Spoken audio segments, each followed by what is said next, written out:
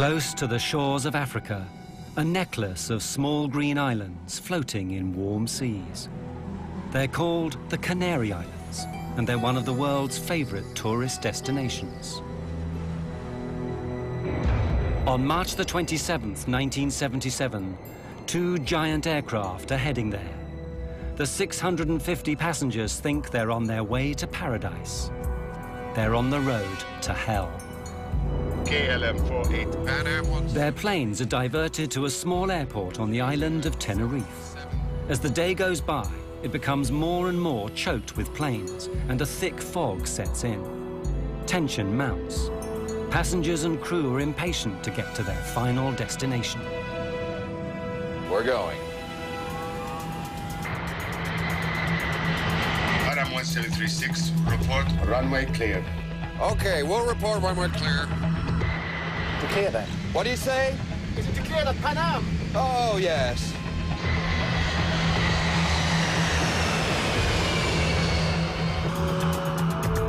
There he is. God damn, that son of a bitch is coming straight at us!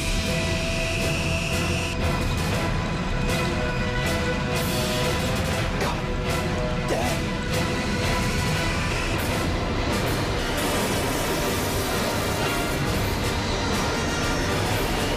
Come on!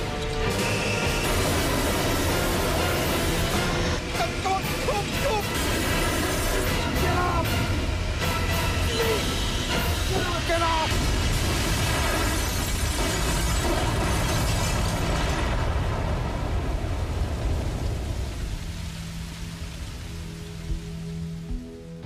Words cannot adequately describe the horror.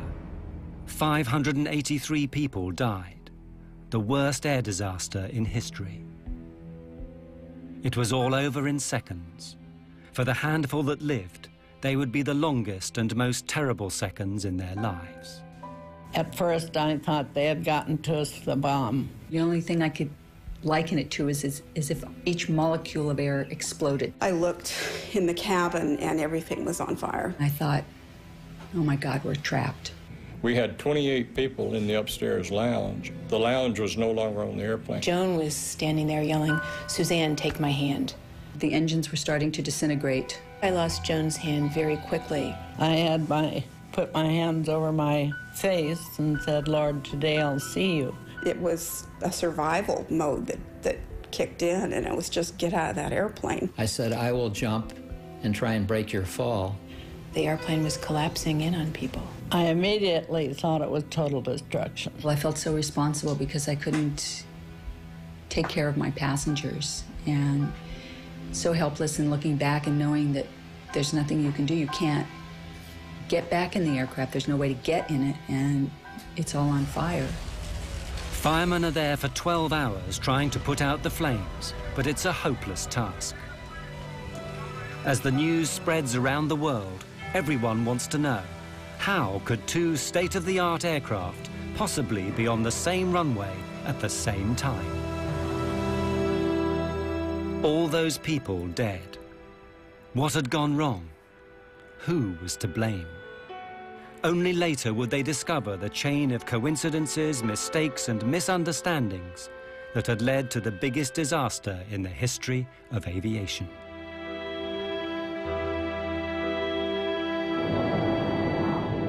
The story begins at midday on the 27th of March. Pan Am Flight 1736 is nearing the Canary Islands. This has been a long, long flight. The plane left Los Angeles via New York the afternoon before. Now the passengers are tired, looking forward to journey's end in the Canaries' capital, Las Palmas. So, you guys been to the Canaries before? You guys ever visited the Canary Islands? Yep. I had a great time there. Golden beaches. Oh. Grilled fish. Midnight swims. I could do with that.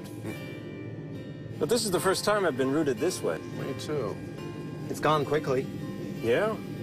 And this particular flight was one of the first ones that was what we named a fly cruise trip. Most of the passengers were retirees. Their destination was Las Palmas. Then they would board a cruise ship and do a 10-day cruise. and then come back, and then they would be picked up again and flown back to the United States. What no one has told the passengers is the Canary Islands have their own local brand of terrorists. They're determined to get independence from Spain, which actually owns the Canary Islands.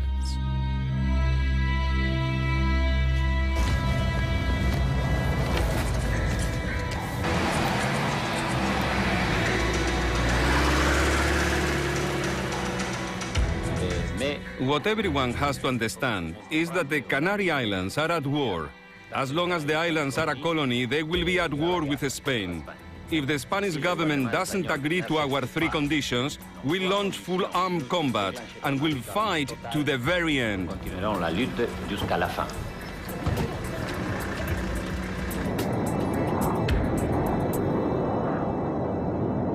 Six hours out of New York? I could do it again. Doesn't time fly when you're having fun? On board the Pan Am plane are 380 passengers, with 11 flight attendants to look after them. I was on the flight with my best friend, Suzanne Donovan, and we used to bid flights together, and we could do that. And we would, because we enjoyed each other's company so much. Hey, Susie, save some of that energy for Paris. Oh, oui, oui. We're just going to go to Las Palmas and drop off the passengers and ferry the aircraft, which means flying it without any passengers, up to Paris and then stay in Paris. Few disasters are ever caused by a single event. It takes a chain of tiny coincidences. And so it was that day. Everything is going fine. But at that moment, the terrorists decide to act. And as luck would have it, they choose Gando, the airport for Las Palmas, where the Pan Am plane is due to arrive shortly.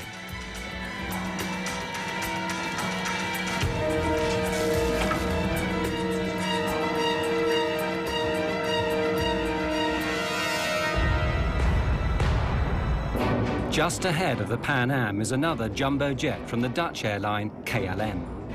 It too is heading for Gando Airport with 234 Dutch holidaymakers. The captain of the Dutch plane is Jacob van Zanten. He's KLM's star pilot. It's his face that appears in adverts all over the world. Van Zanten is so senior, he hardly flies anymore. When he's not in the photo studio, he's in a simulator training young pilots, like the man in the next seat, Klaas Meurs. He'd personally given Meurs his license, something which Meurs is not likely to forget. You're just now looking at the arrival information for Gando? Yeah, I'll program in the alternates as well. We can do the briefing anytime. For future reference, I don't like to leave it this late in the flight, okay? I was just rechecking the procedures. No TAMs to worry about here. Good. Thank you. The Dutch passengers are looking forward to journey's end too, but not all of them are going on holiday. 3 are young tour guides who actually live in the Canaries. They've been back to Holland for a seminar and are now returning to their work. It's true. Back in Holland. Yeah. But I'm glad to be getting back to sunny Tenerife. I mean, how many people can say they have banana trees in their back garden? Yeah, well, a week was just good enough for me. I don't know why they send us back to Holland for those seminars. I mean, really, it's not as if we learn anything. We're not going to suddenly sell more package deals. Hey, we got a free trip home to see our families. I'm not complaining. Well, why don't we celebrate our return to the sweet life and paint Las Palmas town red tonight? Yeah. You both up for it? 3 of us went to Holland for a week. It was a kind of holiday and work. I lived in Puerto de la Cruz. That's a small village in northwest of Tenerife. Yvonne was traveling with me. Walter was traveling with us. And it was nice to see your colleagues every year. It was a very nice atmosphere on board and a very relaxed atmosphere. There are many families on the plane taking an Easter vacation break. Among them, 53 children.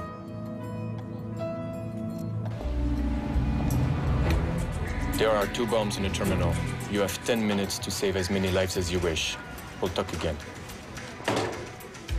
And so it begins, the first step on the road to disaster.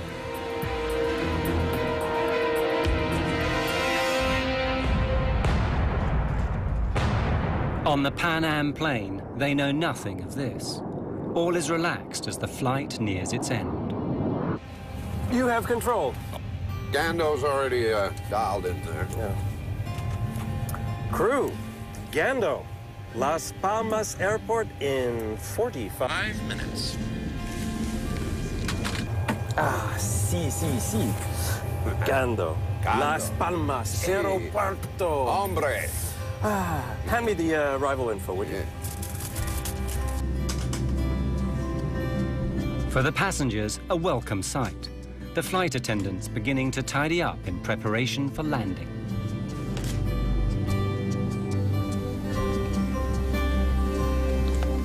Here are your roses. They still look nice and fresh. Oh, lovely. Yes, a friend of mine gave them to me in the airport. I wish somebody would give me roses like that. Here. Oh, take one. I insist. I had worked very hard, and I was ready for a break. I had great anticipation for what we would see and hear and experience. For nearly everyone on board, this is the start of something special, the holiday they've always promised themselves. My husband and I were taking this trip to celebrate our 10th wedding anniversary. It was the first really big trip we've been able to take because we'd been in school forever and didn't have the resources to take a trip like this before. Atención, este es un mensaje de seguridad. Please leave all your belongings behind and exit immediately. All passengers must leave the terminal immediately. Attention all passengers. Leave all your belongings and exit immediately. All passengers must leave the... At Gando Airport, the terrorist bomb explodes, badly injuring a shop assistant. Luckily, she's the only victim so far. Approach. Security here. We've had an explosion in the terminal and we've been told to expect another. We've got to close the airport now. You need to divert all inbound traffic. Of course, right away. Gando, KLM 4805 is with you now. Flight level 350, inbound, request approach. KLM 4805, Gando, the airport is closed. Divert to Los Oleos Airport via Tenerife VOR. Descent flight level 250. Well, how do you like that? I'm in serious danger of missing my dinner. 250 for you now. 50. This diversion is bad news for the Dutch pilots. They're only allowed to fly a certain number of hours, and they still have to get back to Amsterdam.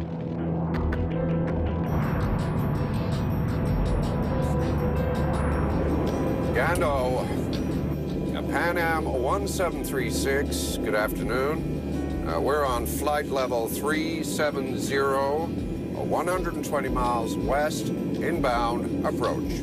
Pan Am 1736. Gando, the airport is closed. Divert to Los Oleos Airport via Tenerife VOR.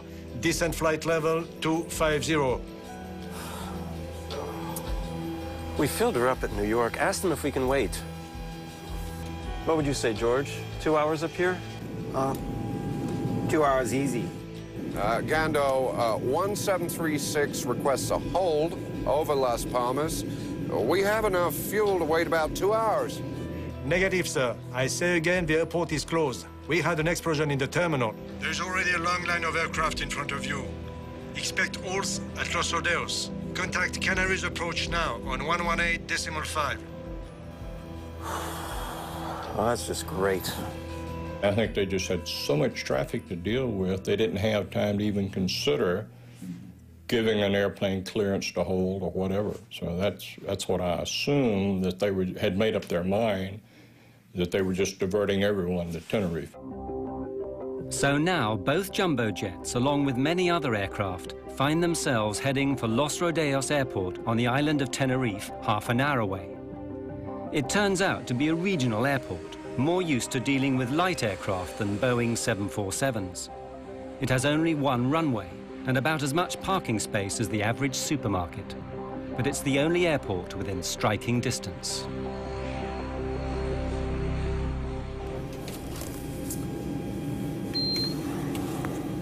Ladies and gentlemen, this is Captain Grubb speaking.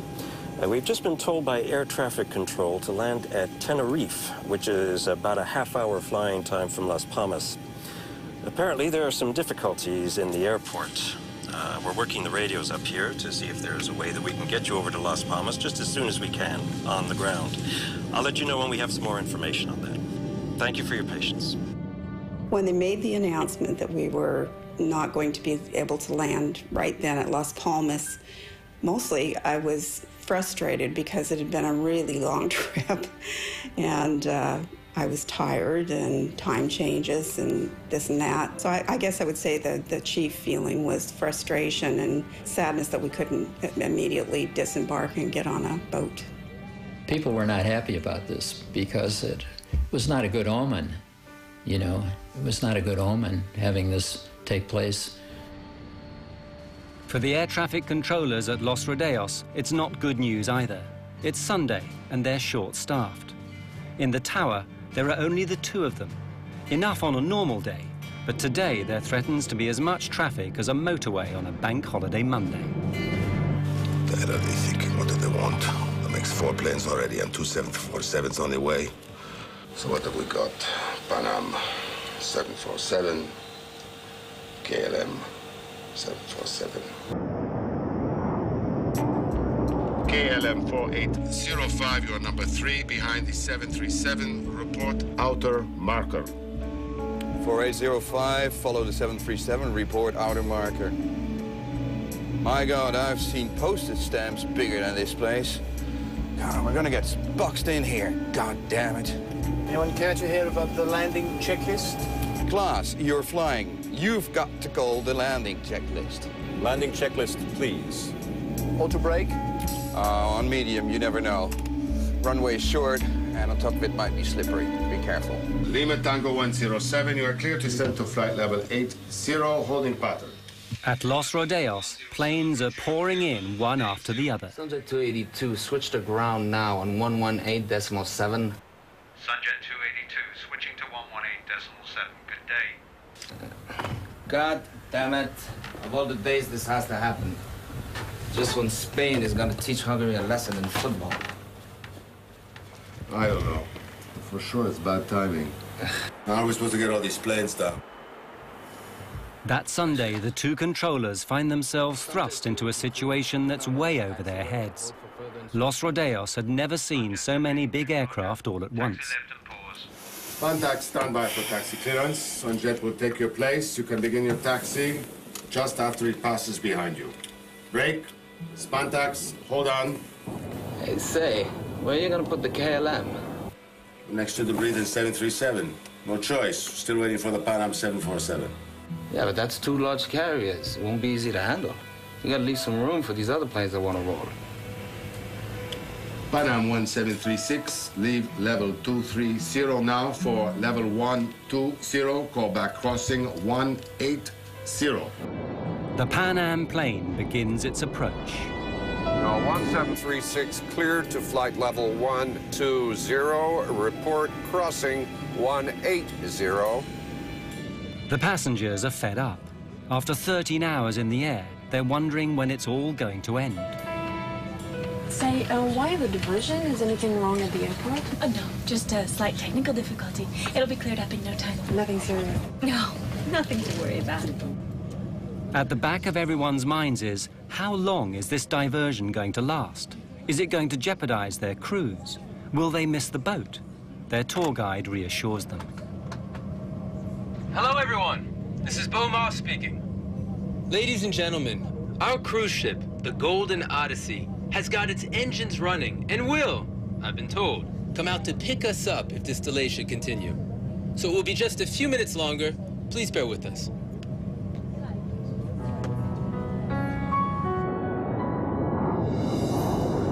Auto brake selector on medium? We did the landing checklist. Auto brakes, medium.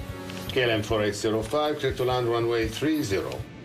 Roger, 4805, clear to land 30.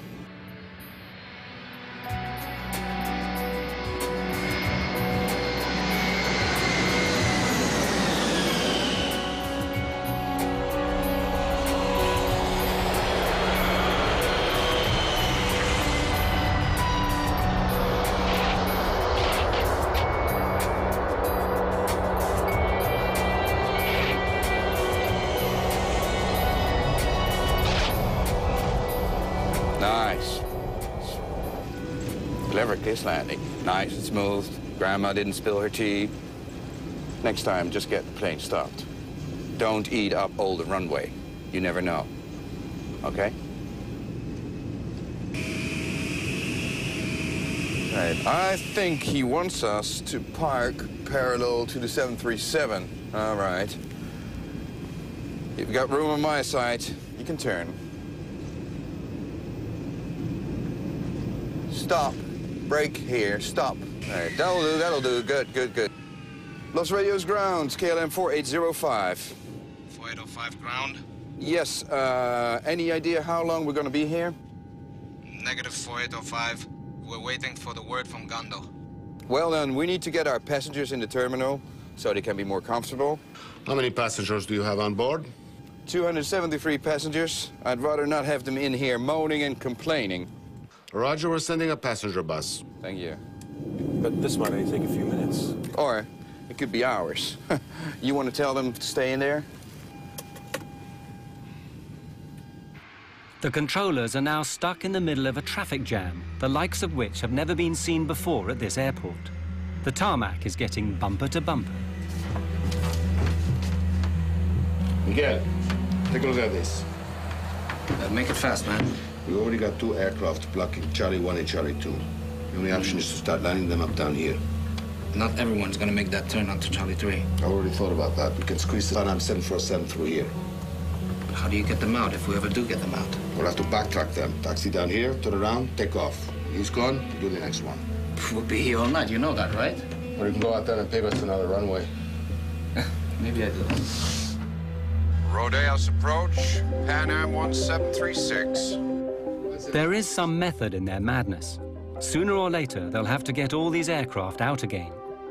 Since all the taxiways are blocked with aircraft, what they propose to do is to use the main runway as a taxiway instead. The planes will take it in turns to taxi down to the far end, turn round, and take off. Ladies and gentlemen, we apologize for this delay. While the flight crew... The Dutch plane waits on the ramp. Its passengers should be spending this afternoon on the beach. Instead, they learn they're going to spend it hanging around the departure lounge of a small airport. No. We're going to visit another airport first, Los Rodeos. Then we'll be going to Las Palmas. Okay, Los Rodeos. Yes. Go on. Let's get your shoes on. It is weird. Robina, Walter, and Yvonne actually live and work on this island. So when they eventually get to Las Palmas, they'll have to get another plane to bring them straight back again. Well, maybe we could get off here. Yeah, and what about our bags? You're so materialistic. Just because you want to see Paul doesn't mean the rest of us have. Robina wants to see her boyfriend Paul in Tenerife tonight, not spend it in Las Palmas. I miss him so much after this week in Holland. I could skip Las Palmas, to be honest with you. We're moving. Let's go. Bye. See you. Bye. You all right? Yeah. You don't look it. It's not right. There's all these planes. I get a bad feeling about this. Because of a terrorist bomb explosion, dozens of planes have been diverted to a small airport on the island of Tenerife in the Canaries. One of the first to arrive is a KLM jumbo jet. Its passengers are taken to the terminal. But what with those arriving, those departing, and those, like the Dutch, who are in transit, the little terminal is becoming overwhelmed.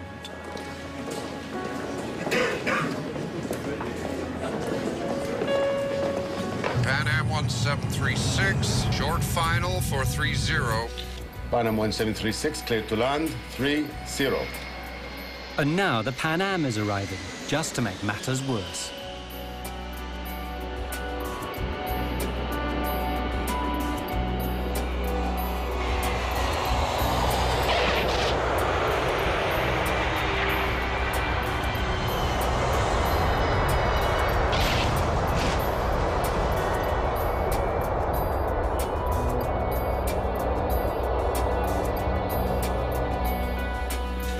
1736 at the end of the runway. You have a follow me for taxi instructions. Have you got him inside?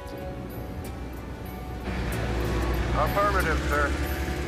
1736, you will be just behind 3 other planes. Have you got them inside? Looks a bit tight in there. 1736, be careful of your jet blast. When you turn, there's a plane just next to you. The ground situation was a traffic jam, because when we landed there, the ramp was so crowded with other airplanes, and we were directed to taxi down to the end of the ramp area and park behind 3 other airplanes. And basically that's all we saw, and we didn't know when the airport at Las Palmas was going to open, so we really didn't leave the airplane area, let's say. By this time, the terminal is so full, there's no room for the Pan Am passengers.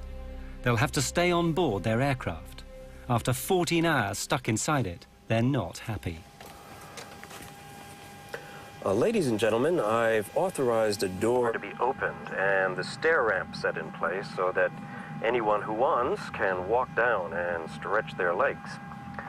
Unfortunately, due to the number of other airliners here now, we cannot get near the terminal.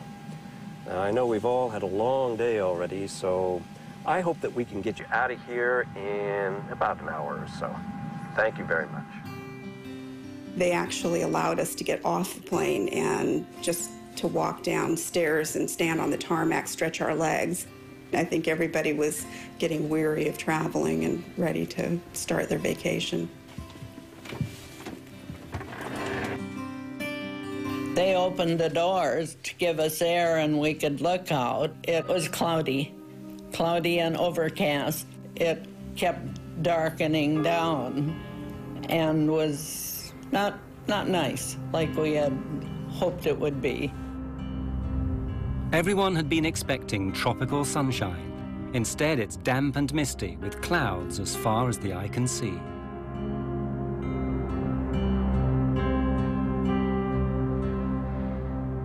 I'm worried we're going to get caught by this fog. All we need now is for them to close down that runway. Yeah, we need them to get a move on, or else we'll be spending the night here, and then hello duty time limits. Any idea of how much longer we've got before we need to get another crew down to take over? Yeah, well, it says here that the company time limits are 10 hours of flight and an amplitude of 13 hours, and that's with 1 stopover. But if there are 2, it goes down to 9 and 11. But we're allowed to ask for derogation. Jesus Christ, who writes this stuff here? I'm going to back time from when we have to be back at Schiphol to stay legal, right? What happens if we go over the civil and company time limits? Well, you get hung out to dry. You lose your license, your career, everything.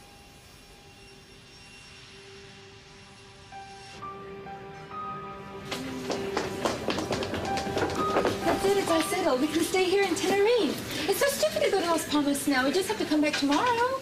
And Paul's waiting. Let's get a taxi. Hey, slow down. Can't Paul wait another 24 hours? And they were making plans, you know, we're going to have dinner here, and then we're going to have a drink there, and we just wanted to go back to him. In the end, it's love that saves Rubina.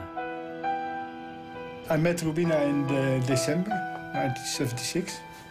I fell in love, and we've never been separated. No, again, afterwards. Why don't I pick up the bags and see you guys and stay together? Stay. You know, Walter and I actually know how to have a good time without you. Yeah. You'd just be a drag anyway, thinking about Paul the whole time. Really? Right. Excuse me. Is everything all right? Yes, we're all right.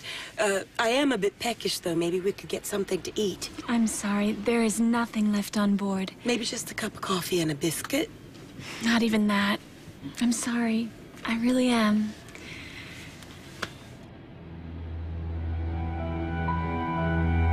That was a long 4 hours without coffee or pop or anything. We had no food to serve. We had only the one meal that had been boarded in New York. We'd already served that before landing.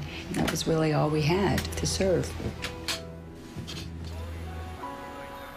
In the tower, the two controllers are also getting fed up. All the aircraft are in now, so there's nothing to do except listen to the football on the radio and worry. Clouds are gathering over the airport. Looks like we might have a campana. Yeah, these clouds are ready to jump down. A little more coastal wind, a drop in temperature, and we'll be covered in clouds. Better get a move on or they won't be taking off. Rodeos, Gando. Rodeos, go ahead. Gando to Tenerife ATC, we've just reopened. Temperature is 20 degrees. Winds light and variable. Arrivals raining 2-4. Gando will start sending them your way. We're at 14 degrees, fog and light rain. They'll be glad to get out of here. Let's get started. It should be tricky getting all these planes in line. We'll be all right. We'll just have to take it slow. No doubt about that. I just hope we won't still be here tomorrow. At last, everyone can leave. Well, here we go. To all aircraft, Gando is reopened. You can ask for startup and clearances at your discretion. Ladies and gentlemen, may I have your attention, please? Gando Airport has reopened. Your flights will be reporting short. Please make your way back to the gate as quickly as possible when your flight is called. Thank you for your attention. Para el embarque, boarding was very complicated because when the passengers were called for their flights, they were scattered throughout the airport, in the cafeteria or buying souvenirs. We had to go around the map, and in fact, some passengers never did board the aircraft. Okay, right, so we need to leave within the hour, then make it a short stopover at Las Palmas, and we'll stay legal, all right? Willem, since we're trapped in here until the passengers get back, we might as well take on some fuel. Yeah, no, let's do that at Gando. It's less expensive there, right? Yeah, exactly. I mean, we've got enough to... There might be many planes wanting fuel at Las Palmas. Huh? Or who knows? We'll be in a hold if Gando's flood closes down again. While I'm sitting here in this seat, I make the decisions. You might have a point there. Refueling before they take off will affect everything that happens from now on. Ramp KLM 4805 requesting refueling.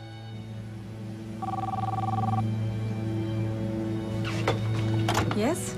We're going to refuel during passenger boarding. Apply the necessary security measures. Information lights on, toboggans armed for doors without step ladders. And do you know when we will be in the air again? My crew is starting to wonder about their shift time. Tell them whatever they like. I'm trying to save us some time here, okay? Certainly, Captain.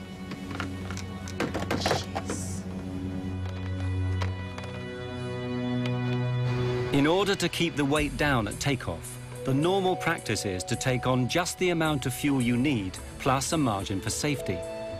But the Dutch captain takes on 55 tons, enough to get him not just to Las Palmas, but all the way back to Amsterdam. That decision will have unexpected consequences for everyone. KLM 4805, passengers continuing to Las Palmas, Canal Port. Inside the terminal, all the passengers are called to rejoin their flights, but 2 Dutch children are missing. They've slipped outside to explore. You go this way, I'll go check the bathroom. Let's meet at the gate in 5 minutes. All right. Meanwhile, Rubina is trying to get off the KLM flight. Although I do understand your wish to stay. Yes, this is where I'm coming tomorrow, so there's no point in going all the way back to Las Palmas. Yes, I guess this is just against company rules, and as much as I would like to help you, I'm afraid you must take this plane. I guess you can't change the rules just for me. But there's no harm in trying, right? Have a nice day. Thanks. KLM might not be willing to bend their rules, but Rubina decides to bend them anyway. Problem? Kind of. What? But I'm staying anyway. They'll just have to arrest me. I'll pick up the bags for you. Thanks. I'll walk to the door with you guys so that my friend here thinks I'm taking the plane. Let's go. Come on.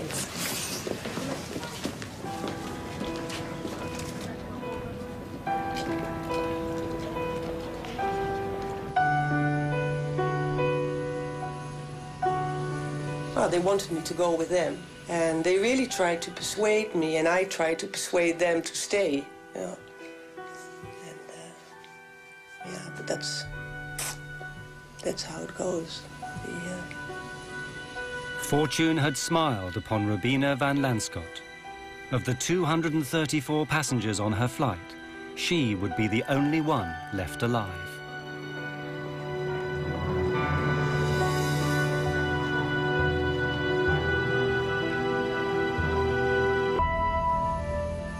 The temperature is 14 and falling. The dew point is 12, not a good sign. The visibility is going to drop like a rock. Weather. Hi guys, it's Fernando. What's the current visibility? Got it. Keep us posted if it changes, okay? In the meantime, we're going to let them go. The controllers need to move quickly before the weather closes them down. But some planes can't move. Rodale's ground. Pan Am 1736 request clearance. Las Palmas latest weather and taxi instructions. 1736, there's a delay for you. The KLM in front of you is refueling. Oh, come on, let's try to get around him. But there's going to be a revolt back there if we don't get moving soon. Ground, we'll try to sneak past him here. The Pan Am captain does his best. He starts his engines and tries to squeeze past. But a 747 is nearly 200 feet long. It's not built for squeezing. Not enough room. George, why don't we get a breath of fresh air and take a look? The engineer and I went out underneath the right wing and basically stepped off the distance between our wingtip and the KLM 747's wingtip, and we were 12 feet short of being able to taxi easily around the airplane. For the sake of 12 feet, hundreds of lives are going to be lost.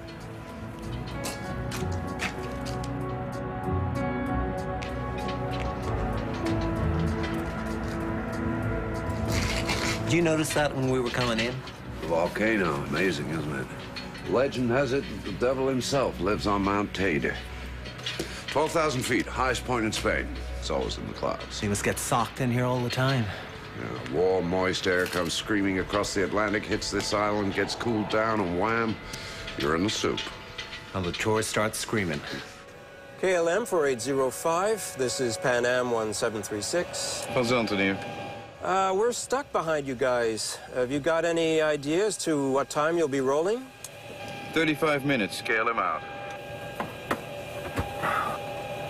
He hung up. Oh. Nice man. We're stuck behind him, that's all he's got to say. What an ass.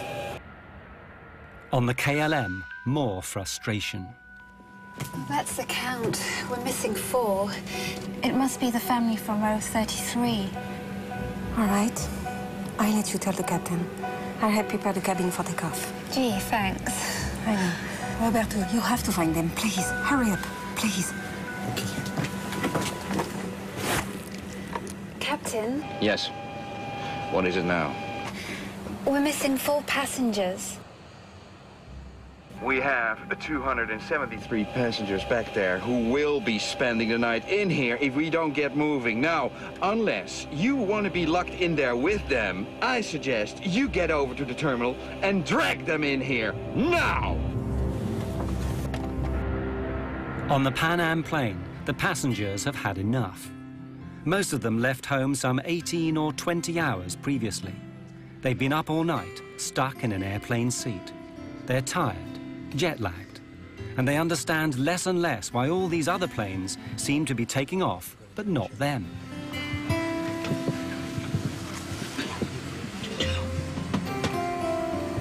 My friends, I know it's been a trying afternoon for all of us. But when we are finally on board the Golden Odyssey, you will be pampered day and night. Your own private telephone will give you access to room service at all hours. A twist of the button will give you just the right temperature. Queen-size beds will make you forget these airplane seats.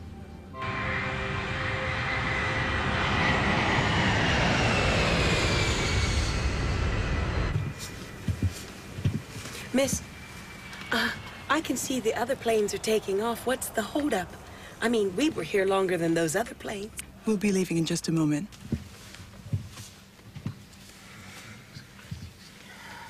Keep thinking of Paris, I guess. You can keep thinking about it. Yep.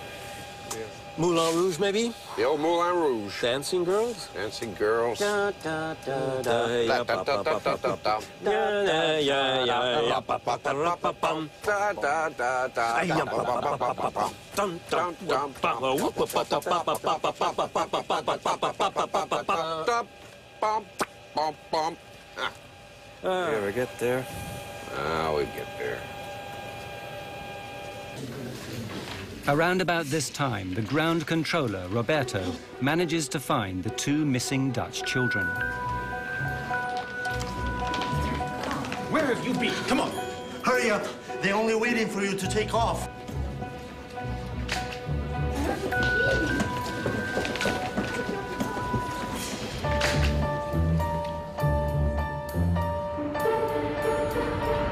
He takes them back to their plane, and as it happens, to their deaths.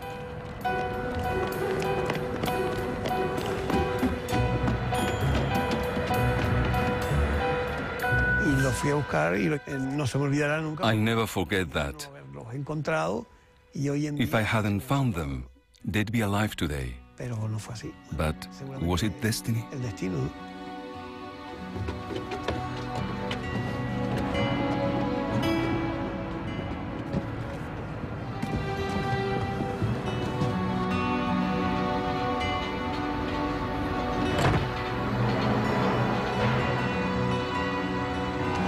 Station calling to start. Ground.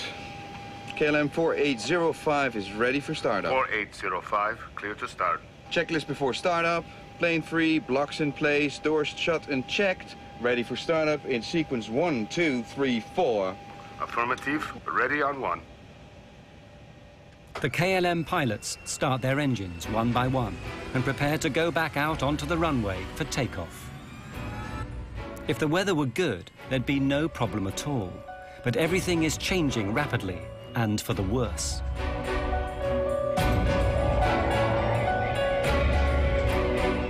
Vaccine company is here. Visibility is right down.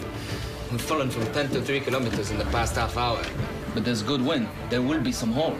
Yeah, but let's face it, the weather is not going to get any better.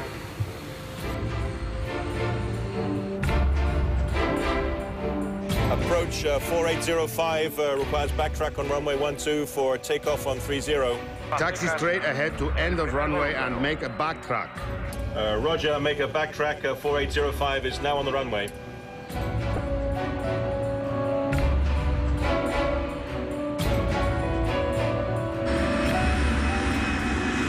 The KLM is now back on the runway. The Pan Am prepares to follow them a few hundred meters behind, through the fog, which is getting thicker by the minute. Pan Am 1736, ready to start. Pan Am 1736, you are clear to start. Thank you. Please make sure your seat belts are fastened, your tray tables are closed, and your hand baggage is stowed beneath the seat in front of you. The weather's taking a real dive here. Yeah, looks like we're getting sucked in. Hey, ask him to turn down the fog machine, will you? Pan Am 1736, clear to taxi on runway, following the KLM. Pan Am 1736, following KLM. Basically, our instructions were to follow KLM, to backtrack down the runway. Now, backtrack means that you're taxiing down the runway in the opposite direction of the takeoff, following KLM. 335 tons of Boeing 747 turn out onto the runway. At first, traveling at about 15 kilometers an hour, but not for long. A fog bank started on the right hill. This particular airport is situated between two fairly big hills. And we saw the fog bank come off of the right hill and proceed down and stop right on the runway. So our visibility went from unlimited to 500 meters. we lost sight of the KLM airplane. I'll have 2 planes tailing on the runway. Keep some healthy separation. Visibility is dropping every second. Yeah, they can't see much out there. They certainly can't. The KLM plane is groping its way through fog.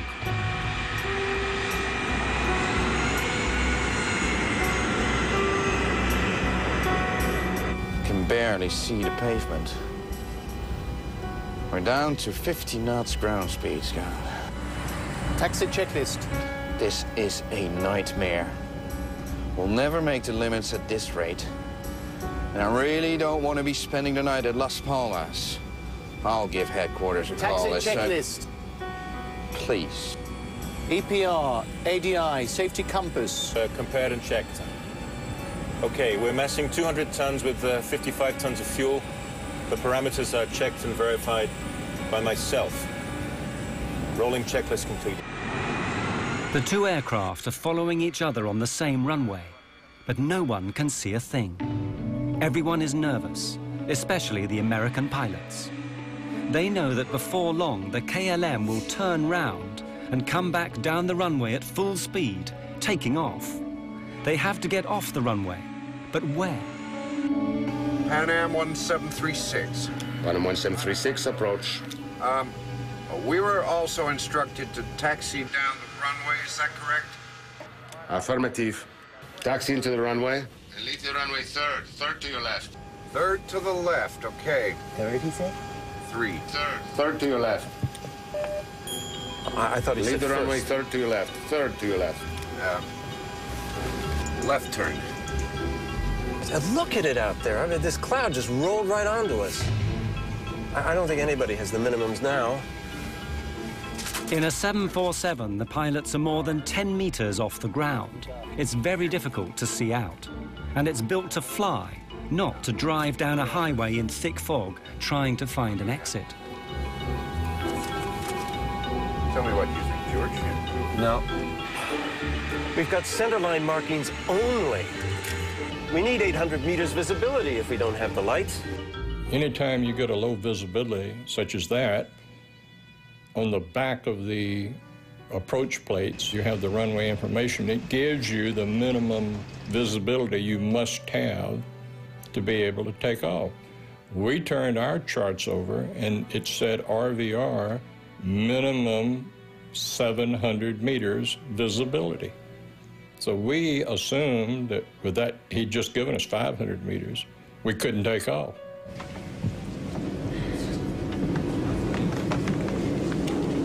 My feet are killing me. Something tells me this isn't going to be over anytime soon.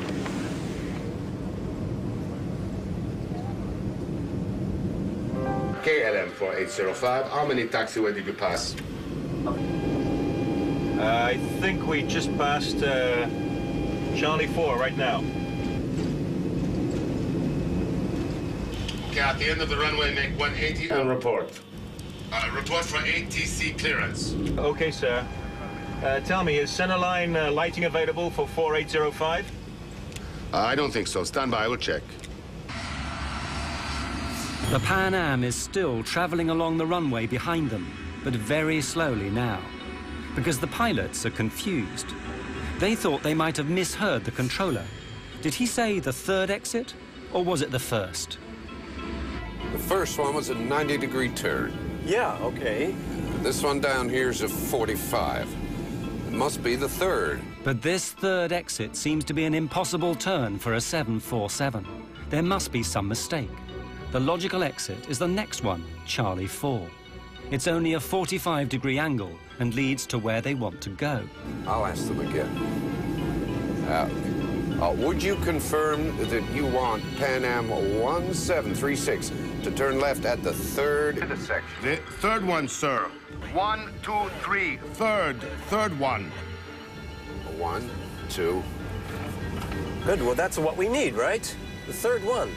1, 2, 3. Right. 1736, report runway clear. Pan Am 1736. We couldn't see any taxiways. We couldn't see barely the center line of the runway we were taxiing on. But we knew that the 45-degree angle to the left was the taxiway we were supposed to take. 1 kilometer ahead and out of sight in the fog, the KLM is nearing the end of the runway. 4805 and Pan Am 1736, for your information, the centerline lighting is out of service. 4805, we copied that. Why am I not surprised? Wouldn't make any much difference anyway. You need a bunch of searchlights to punch a hole through this mess.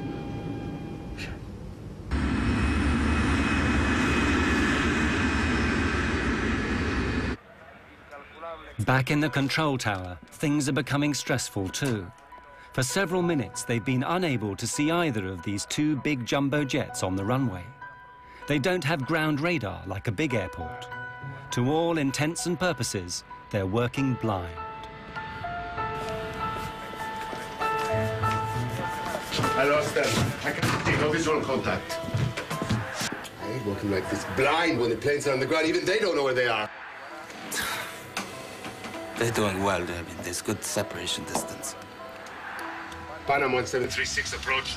Position, please. 1736, just checking that... That's the 45 there. Yeah? Yeah, that's this one here. Yeah, I know. Okay, the next one is almost a 45. Yeah, but it goes... Yeah, but it goes ahead. I think it'll take us to the taxiway. Yeah, just a little bit, yeah. Okay, for sure. Maybe he counts these as 3. Oh, I like this. On the KLM, Captain Van Zanten knows that he is now very close to the minimum visibility for takeoff. There's a good chance he's going to be trapped on the ground, forced to spend the night at Los Rodeos. Not an enticing prospect. Christ, bloody weather. Klaus, give me takeoff speeds. Yeah, okay. The V1 will be 120 knots and the VR is 135 knots. I'm preparing the frequencies, 139 and 138.7. Lights on. Affirmative. Strobes as well. Of course, the people in the back have no idea about any of this. The way that everything is clicking into place. That's it. Just one last hop and we'll be there, okay? Goody. Is it going to be a long holiday? Just like last year. The only thing which might alert them is the fact that the view from their windows is now down to just a few dozen meters. Where's the wing gone? It's hidden by the fog. What? A frog? A big green frog? Don't be silly, just calm down.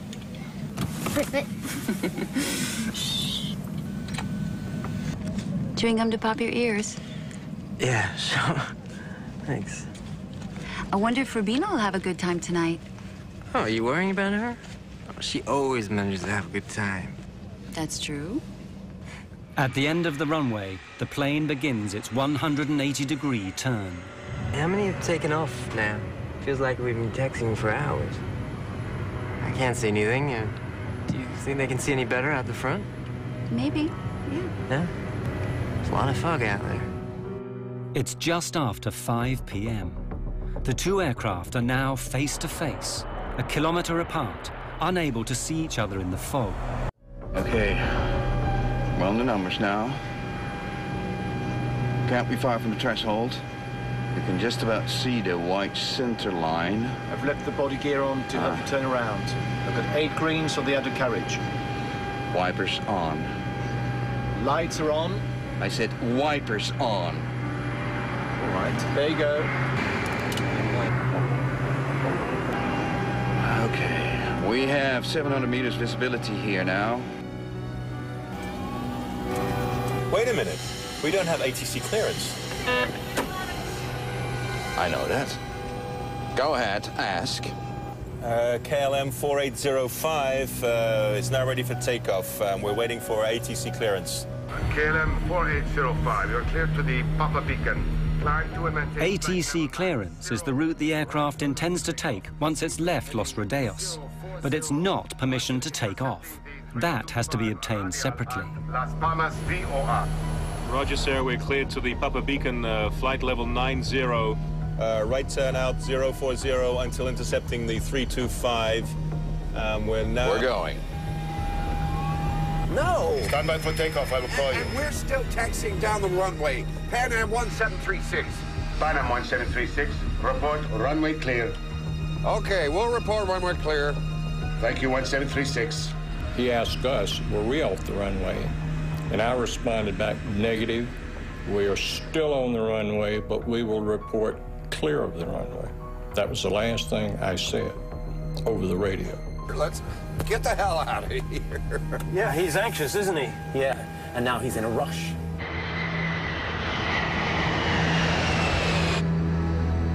We were only taxiing at 3 miles an hour. Nothing in my mind would have even given me the thought that he was taking off.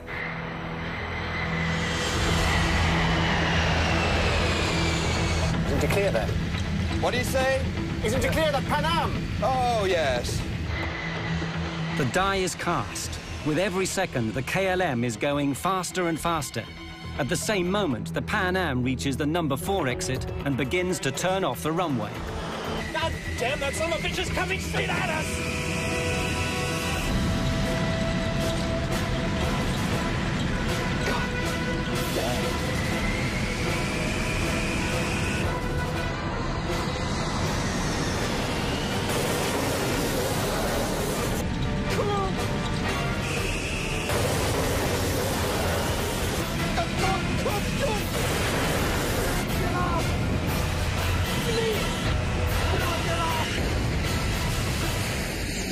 When he hit us, I didn't think he'd done us that much damage because the airplane very quickly shuddered.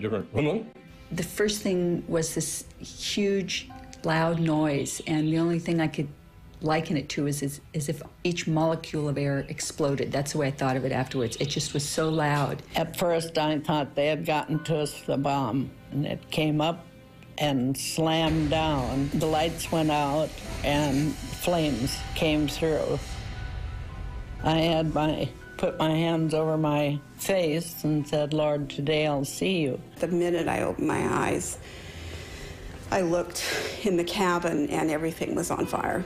All the windows were going in the cockpit. I looked out to the right wing was on fire. I looked back to the left. We had 28 people in the upstairs lounge. The lounge was no longer on the airplane. It was just a big hole there. And I could see all the way to the tail of the airplane, just like someone had taken a big knife and cut the top off. People were just sitting in their seats. They weren't moving. I don't know why. Yeah, in normal circumstances, you're supposed to wait for a command, but it was clear you didn't need to wait for a command in this situation. There was fire, and I shouted to Suzanne, fire on the wing. She ran back to my exit and saw Suzanne standing there, getting ready to open the door, and just saw the door crumple like cheap tinfoil. And I thought, oh my God, we're trapped. I was staring at the door, and I yelled, unfasten your seatbelts, remove your shoes, leave everything, come this way. And as I stared at the door, a jagged hole seemed to open up in the roof over the door. And the next thing I knew, I was outside that. I don't know how I got out there. Joan was standing there yelling, Suzanne, take my hand. And I was standing above the level of the door on fuselage rubble pieces. And I leaned down and said to Suzanne, give me your hand. She grabbed me out with one hand. I mean, I don't know how she lifted me. And then we were standing up on top of almost on top of this airplane. And I thought, it's really a long ways down. If we jump, we're gonna break our legs. We were on debris. It was like ice floes, big chunks of fuselage kind of moving all around. The engines were starting to disintegrate already. We could hear them disintegrating and throwing metal. I lost Joan's hand very quickly, so I jumped. And it seemed like the leap from a second-story building. The captain, he elected to jump down in the first-class section of the airplane. And when he hit the first-class floor, the floor collapsed and he fell on down into the cargo area. It was so hot that the oxygen bottles exploded and burned him very badly, as a matter of fact. It was a survival mode that kicked in, and it was just get out of that airplane. I didn't stop to think about how it happened. I went to where the door would have been, and I left my wife seated. And then it came to me, what am I doing? Where's my wife? So I turned around, and she was coming. And I said, I will jump and try and break your fall. My husband was sitting to my right, and I undid his seatbelt and kind of pushed him out of his seat to get him moving. And we headed for the door that was closest to us. And it was engulfed in flames, and there was no way to exit that way. I looked over, and at some point, someone had opened the other door, which was amazing to me. And I just yelled over here and headed toward the door on the other side, which was, again, the wing door.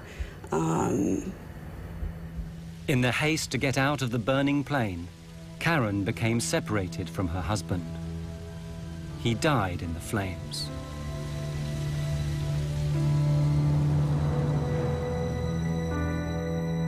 I immediately thought it was total destruction. It never dawned on me that I would make it. But I thought, hey, you know, do something. Don't just sit there, do something. I just went over the seat backs, and I'm not that athletic really, but I went over 3 rows of seats. One man was sitting there looking like I need help, but I couldn't help him. When KLM hit us, all communication stopped. The tower called and couldn't get any response from either the KLM or ourselves. There was an airplane in the holding pattern right above Tenerife. Called the tower and said, I see smoke and wreckage on your runway. Rodeos approach Sterling 105. We're downwind from runway 30 and something's glowing on the field. Looks like a fire. Are you aware of any fire? Shit, this can't be true!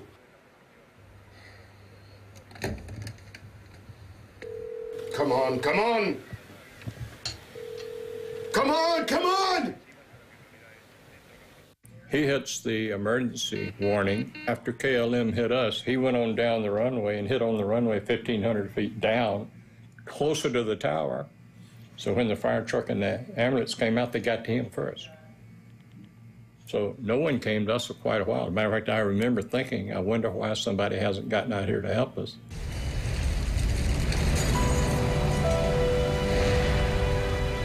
It's complete bedlam. In the fog, the fire trucks don't know where to go. When they eventually find the Dutch plane, it's hopeless. Everyone's dead. And the whole time, they don't realize there's a second plane a short distance away, hidden in the mist, with people waiting to be saved. It's another 20 minutes before the Pan Am plane is discovered. Only 20% of the Pan Am passengers get out alive, and most of them are gathered on the left wing, which has somehow miraculously remained intact.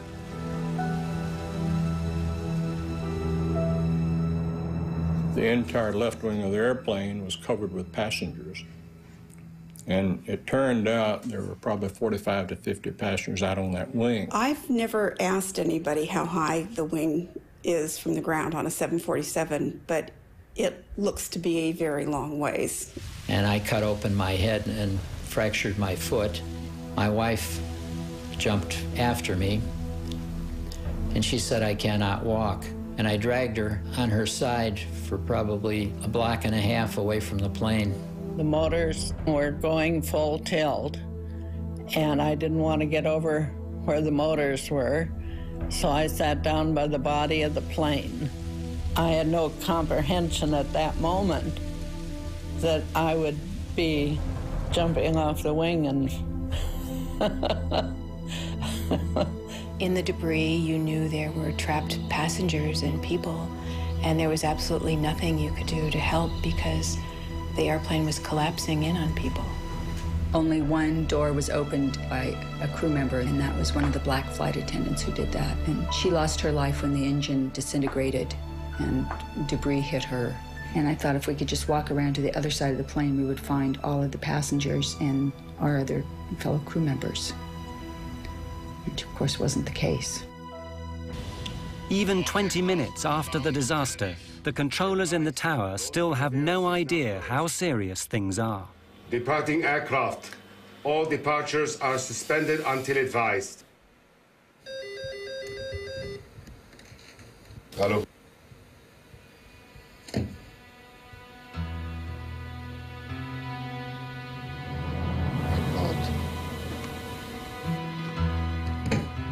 God.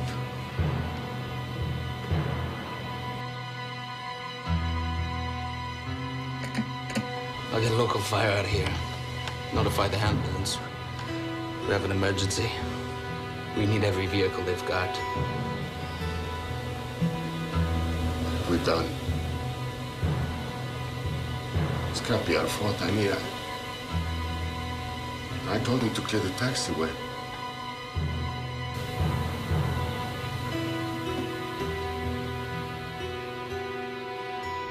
When I got out on the ground, I could hear people screaming and yelling and all.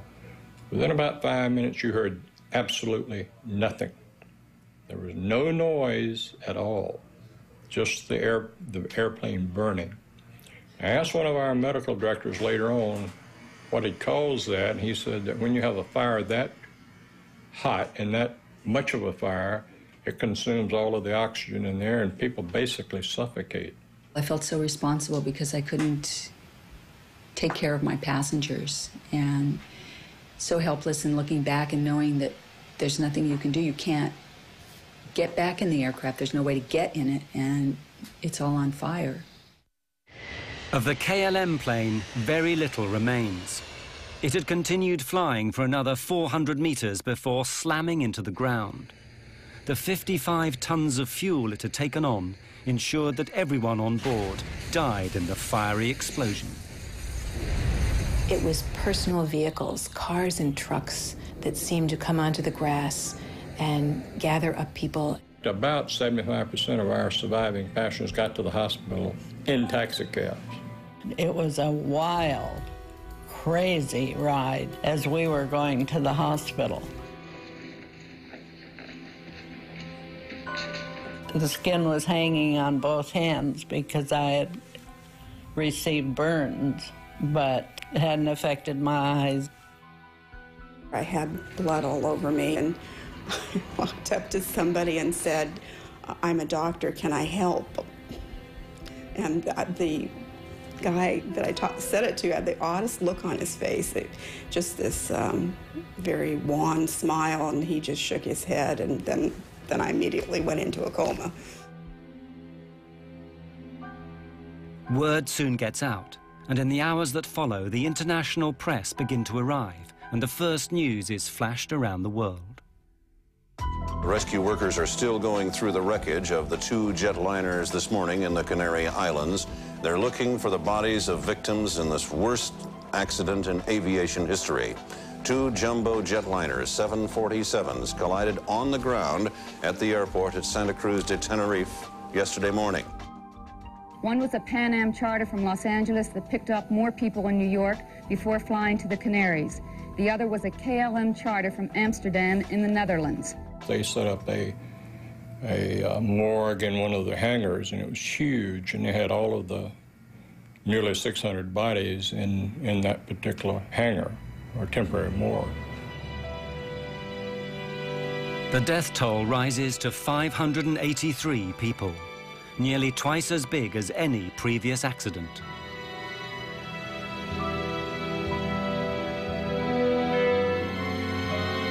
And then everyone begins asking the same questions. How and why could two state-of-the-art airliners smash into each other on the same runway?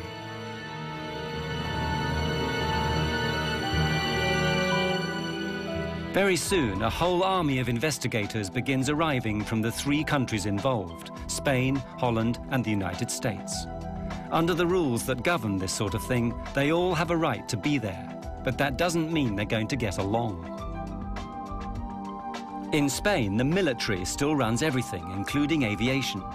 When the American team from the National Transportation Safety Board arrives, the Spanish general in charge won't even let them into the room. I sneaked in, and I went to the general and told him, "The general, my name is Luis Carmona. I represent the U.S. government, the NTSB, and I am here to participate in the investigation." He answered back to me, "I represent the king, and you get out." So as I was walking out, he looked at me again and he said, "Hey, you don't look American." And I told him, well, yes, I am an American, but I was born in Cuba. And he said, well, so did I. I was also born in Cuba. So he turned around and he asked me questions and asked me to bring my team in, and we started doing the accident investigation then. The investigators discover the chain of coincidences that had led remorselessly to the deaths of 583 people. If any one of them had not occurred, neither would the accident. The first had nothing to do with airplanes. A terrorist bombing perpetrated by a small group fighting for their independence. Their intent was to create publicity for their cause. In that, they certainly succeeded. There are 2 bombs in the terminal. You have 10 minutes to save as many lives as you wish.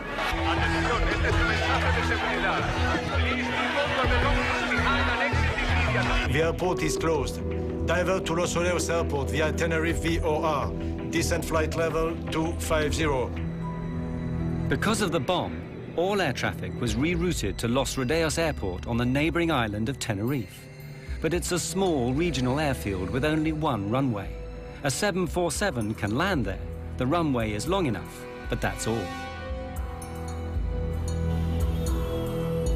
The airport is ill-equipped and unable to handle that amount of planes or people.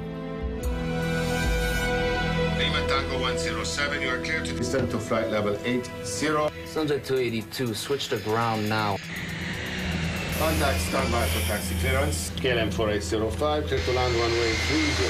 Pan Am 1736. Pan Am 1736, short final. As luck would have it, this tidal wave of traffic happens on a Sunday afternoon when there are just 2 controllers on duty. They're good, but not used to handling as many airplanes as on that day.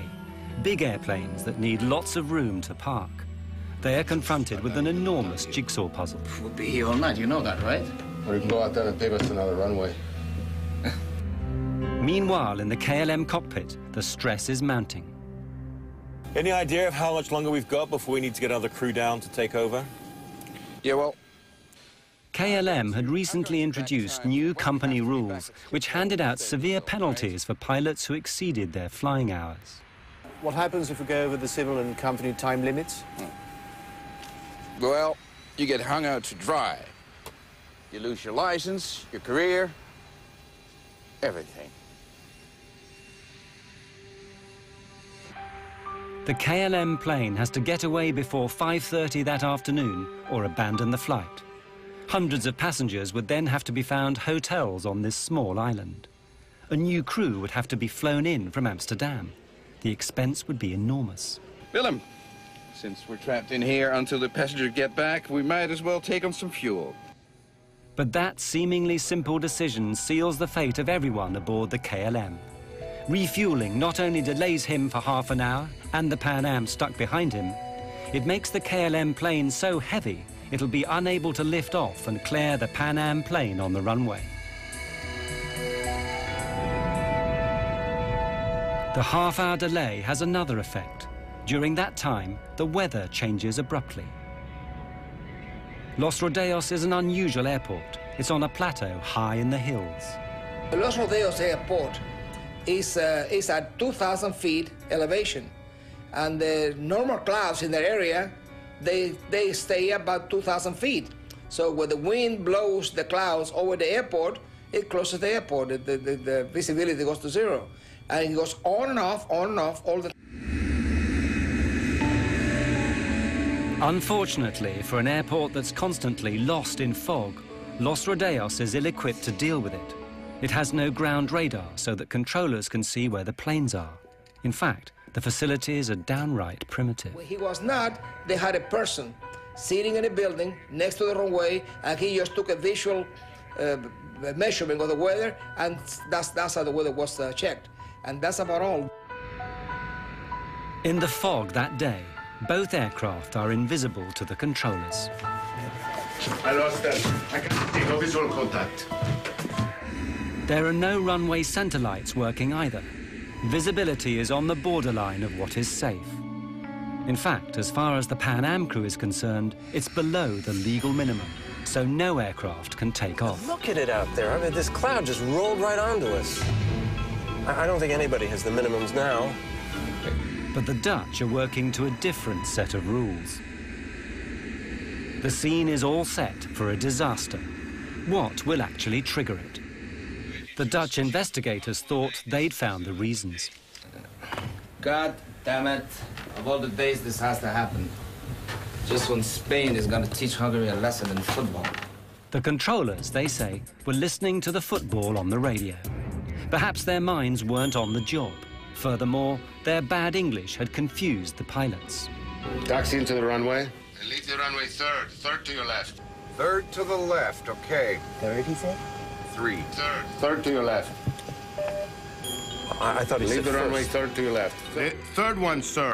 1, 2, 3. Third. Third one. 1, 2. Good, well, that's what we need, right? The third one. 1, 2, 3.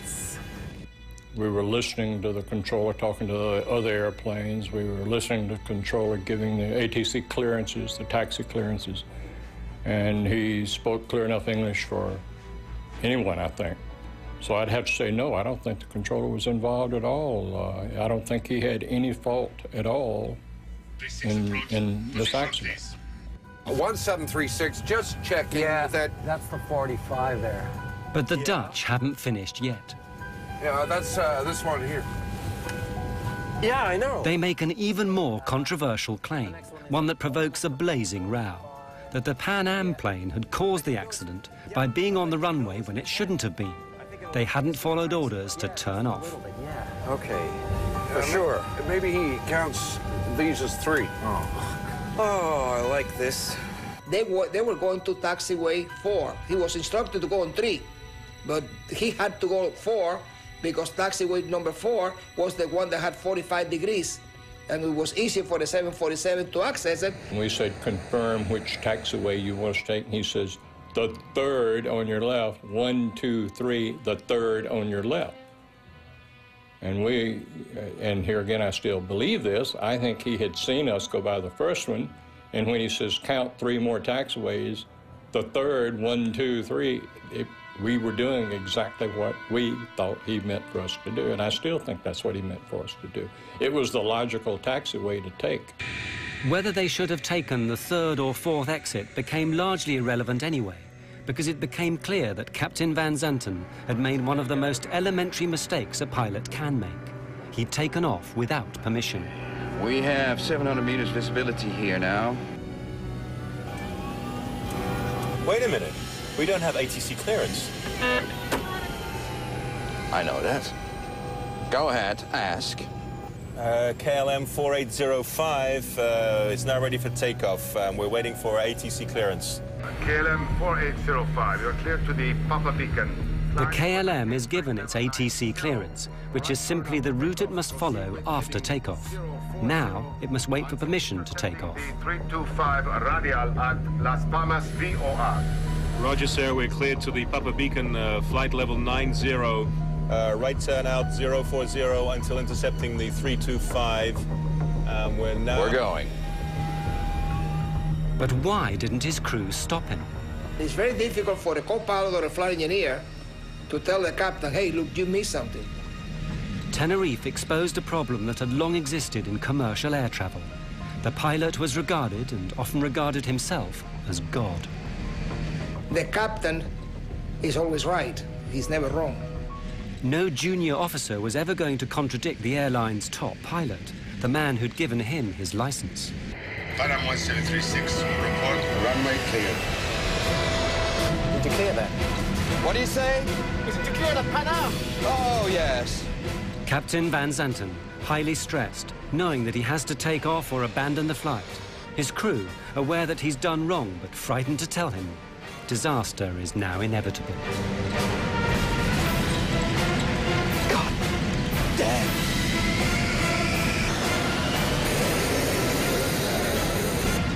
Come on.